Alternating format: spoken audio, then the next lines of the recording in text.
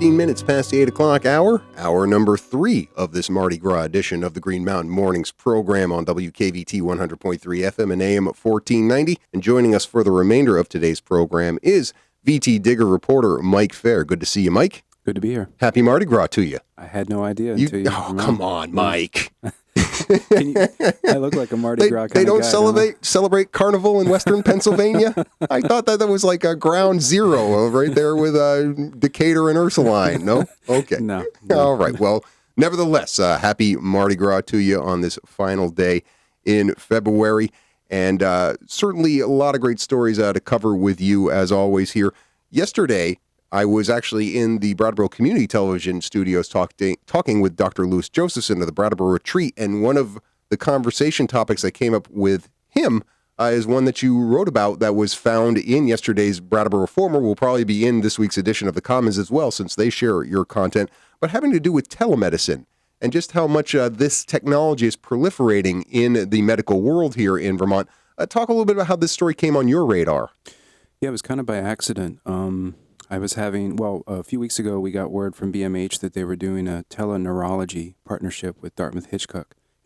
And then I happened to be talking with the retreat, and they mentioned telepsychiatry. And then Grace Cottage said, hey, we're doing this little pilot program as well with telemedicine. So, and then simultaneous with that, the state Senate started to move a telemedicine bill.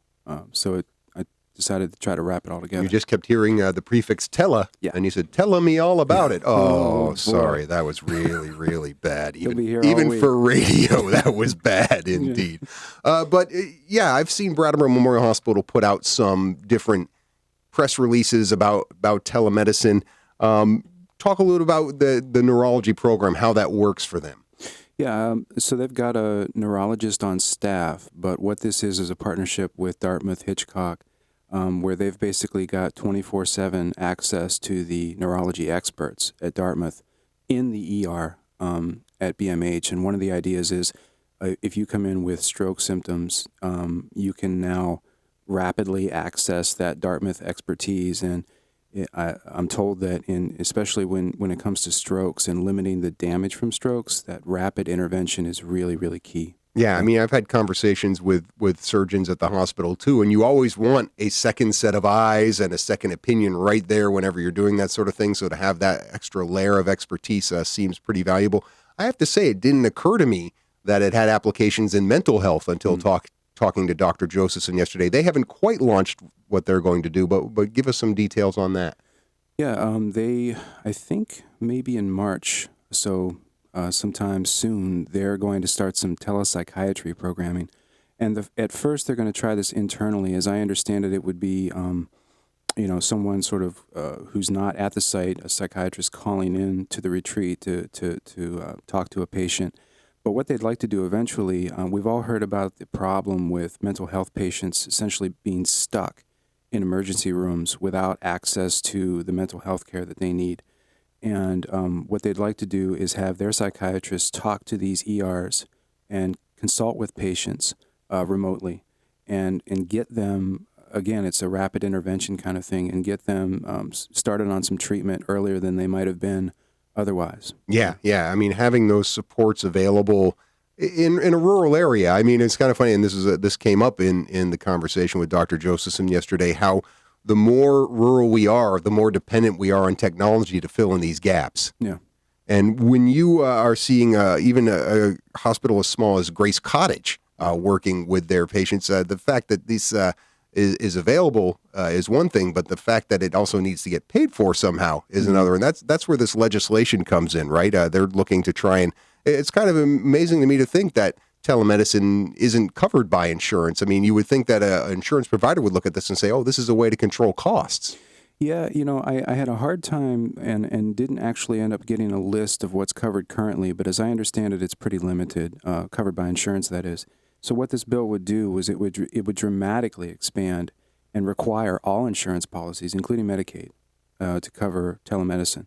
And we're not just talking about doctors, physical doctors. We're talking about drug and alcohol counseling. We're talking about therapists and family counseling.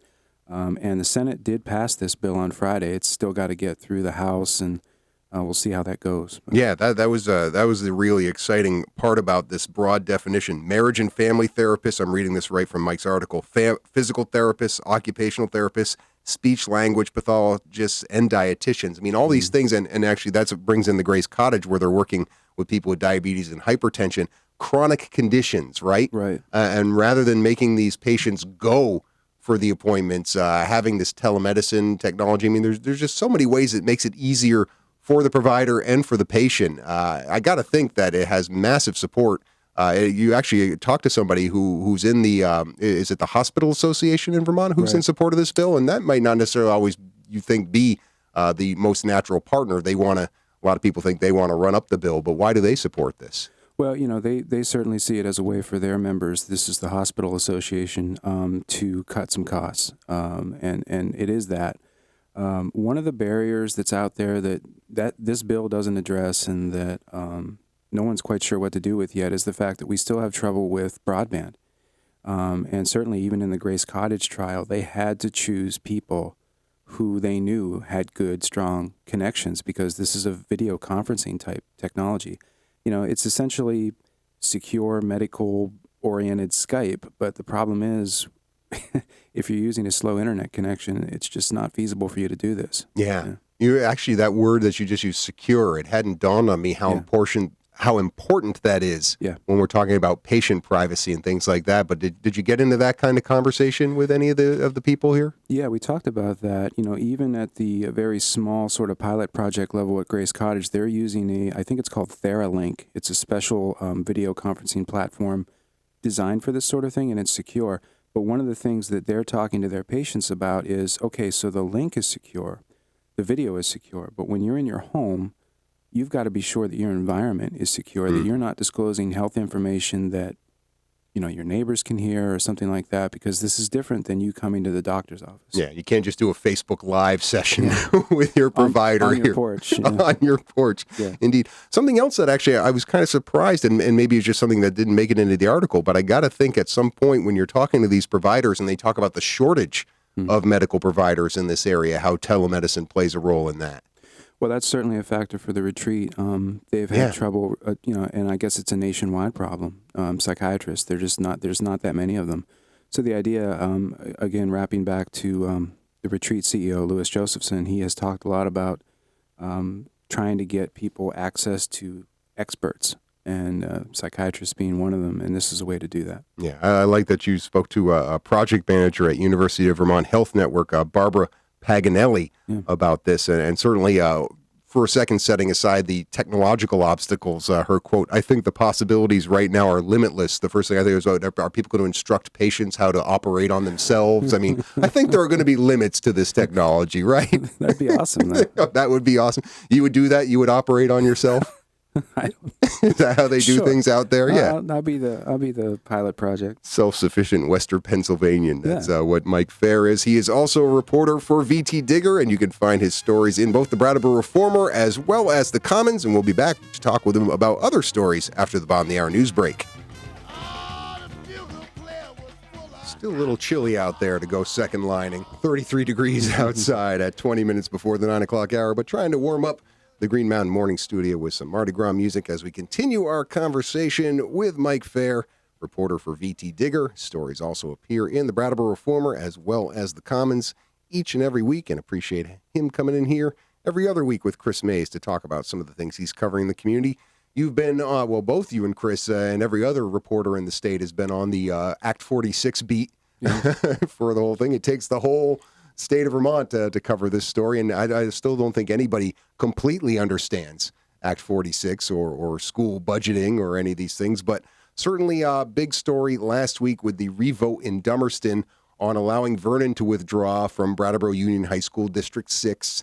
You and I, when we saw the petition for the revote, kind of looked at the numbers and said, well, maybe they created a little more attention to this issue and maybe on the revote it'll pass. Not so much, huh? No, not so much. Not so much.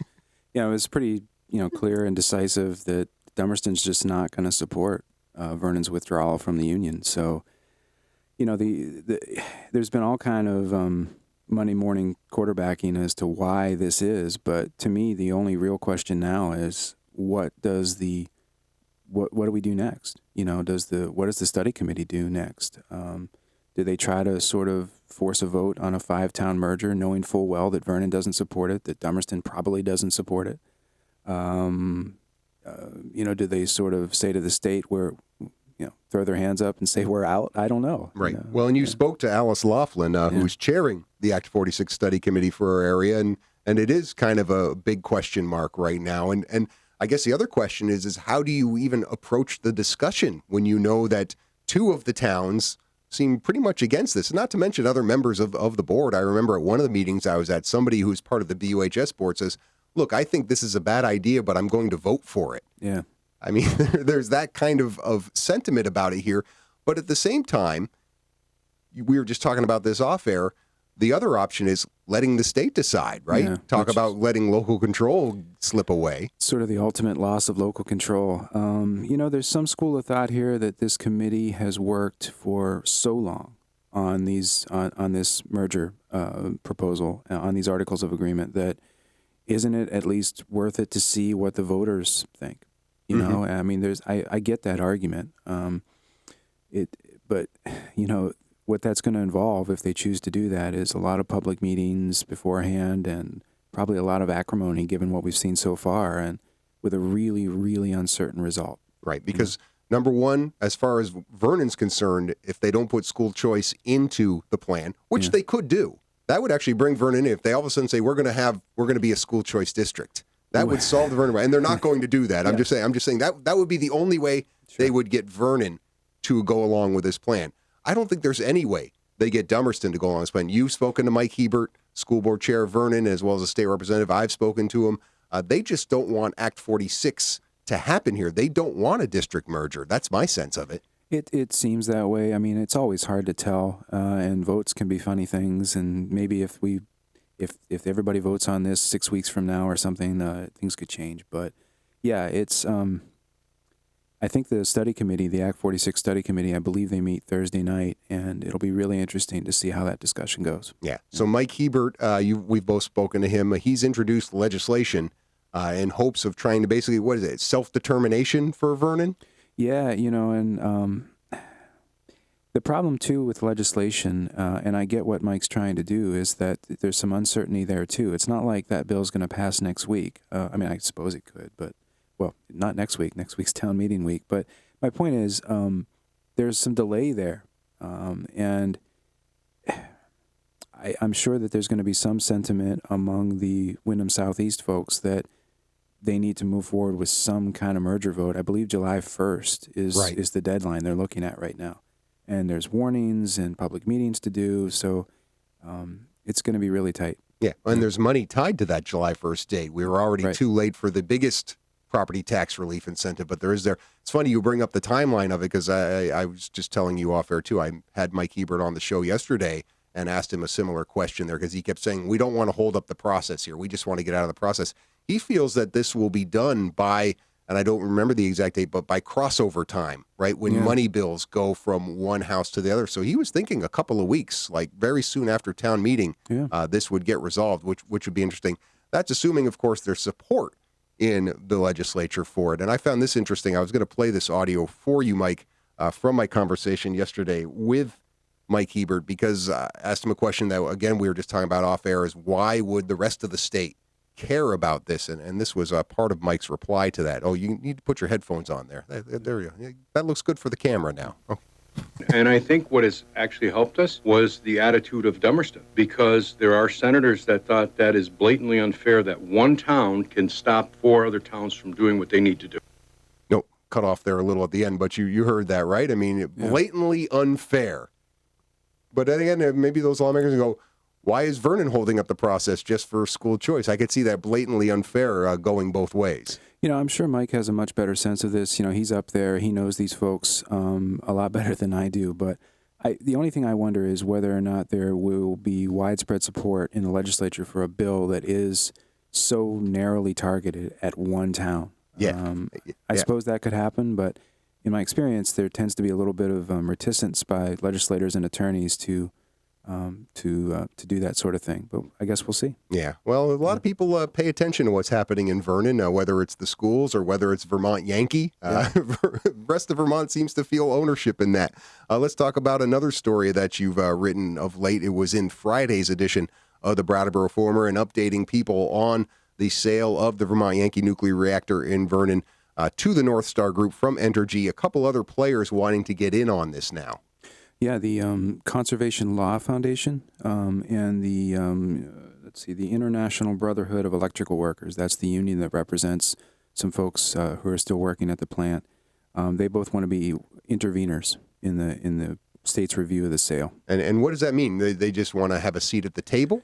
Yeah, it's the Public Service Board process is a very sort of rigid legal process, and if you want to, as you say, have that seat at the table and be a formal party to the review, you've got to ask for and obtain this intervener status. It doesn't mean that you're opposed to the sale. It just means that you're going to be, really deeply involved. And it does represent a time investment, for folks like Windham Regional Commission, who has already been granted intervener status. It's not like they're hiring attorneys to do this for them. So what it means for folks like Chris Campany at Windham Regional is that they've got stacks and stacks of paper from the Public Service Board sitting in their offices. But the people who do this, I guess, feel that it's really important to participate in this really big precedent-setting review of the Vermont Yankee sale. Well, I think it's interesting that the Electrical Workers Union gets involved in this because that's a perspective we don't hear a lot about in this. We're talking about a transaction from one business to another and regulations, and certainly people with the environmental concerns like the Conservation Law Foundation, but somebody just really concerned about the workers here. I could see them being given intervener status in this. Yeah, I mean, they certainly don't represent as many as they used to. They say that they've only got about 13 members there right now. It used to be, I believe they said close to 200. But, they're also thinking about electrical workers who will be contractors and who are contractors currently there. And then I think about, and you spoke with Sandy, does she say her last name, Levine? Yes. Yeah, Sandy Levine of the Conservation Law Foundation. I've had her on the show to talk about gas pipelines before, but I wonder if they're going to look at their request for intervener status and look at it as redundant to some of the other people who are involved in this, like the Windham Regional Commission, or if they give, and I don't know if the folks down to the south of us in Massachusetts have requested intervener status, but certainly some of the more local people who are concerned about the environmental impact of this. Well, I think, the Conservation Law Foundation, something I didn't realize as someone who's not been around Vermont that long, is they've seemed to have intervened in every single significant Vermont Yankee docket going back to prior to the sale to Entergy.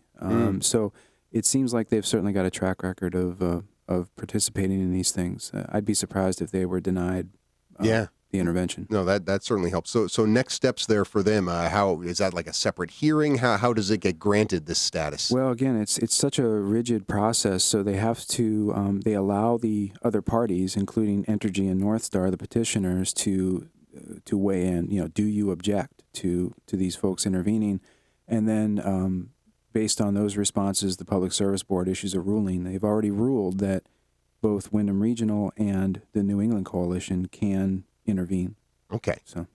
And they need to do this before the public hearings, I assume. That's correct. Right. Yeah. So there is a deadline to get this done. Should be in short order. Right. All right. Well, there's our obligatory VY sale and Acts 46 updates from Mike Faher. Let's close with maybe a refreshing story. Yeah. Certainly, I enjoyed reading this. This was actually in VTDigger, February 26th. So that was in Sunday of the VTDigger, and I have yet to see it in the Reformer, but I'm sure it'll get there as well because it has to do with Marlboro College and this great program that they have down, still at the Graduate Center, but they might be moving out of that space sometime as they try to sell off that building. Yeah. But working with the refugee centers, not only here in Vermont, but all across essentially the United States potentially. Yeah, the interesting thing for me, when I first saw this, it said, Marlboro College partners with the U.S. Committee for Refugees and Immigrants. I thought, well, this must be a larger program that this national organization does, and there's, lots of colleges involved. And as it turns out, it's not. This is a very unique new partnership, and it's only with Marlboro College. Yeah, just Marlboro College. Right. I mean, and thousands of people they've been working with across the United States, or is it potentially thousands of people? Hundreds so far. I'm looking for, in your notes here, you do give some numbers for some of the things that they've been able to do. Yeah, so they've got, there are 6 what they call resettlement centers that this committee maintains. One of them is in Vermont. And the idea is that Marlboro grad school students who teach English as a second language will go out to these centers and teach and earn credit toward their graduation. And they told me that in federal fiscal year 2016, there were over 3,200 people who passed through these 6 centers. So they're busy. Yeah. And in Vermont, obviously one of the smaller ones with less than 400, but nevertheless, to think that there are 400 people in Vermont who take advantage of this, it certainly is a great thing for Marlboro as far as student recruitment.